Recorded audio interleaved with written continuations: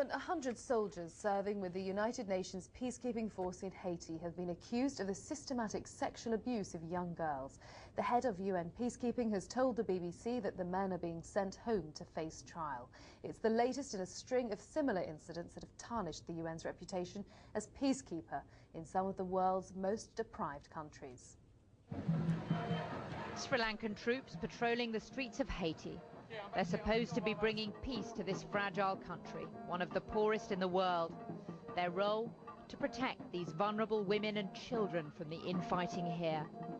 But 108 Sri Lankan soldiers are accused of engaging in prostitution with women and underage girls. They're to be sent home tomorrow. Tonight, the UN's head of peacekeeping told me how much he regretted this. It's awful when each time when you feel personally hurt when it happens, because you go to a place to help the people, and that incident sort of sullies every effort that you have made. But it keeps happening.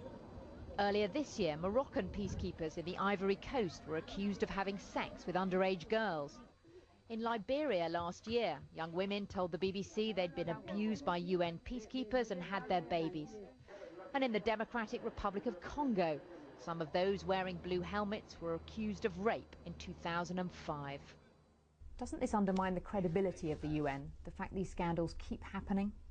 I think the member states have to see that it is their issue as much as the UN issue. It's their troops that they lend to the United Nations. They train the troops. They are responsible for the discipline. They have to get ownership of that. There are 100,000 peacekeepers around the world. In Haiti and elsewhere, they help to heal societies fractured by war. But despite the United Nations' best efforts, there's a persistent minority who do abuse their position of trust. Laura Trevelyan, BBC News at the United Nations in New York.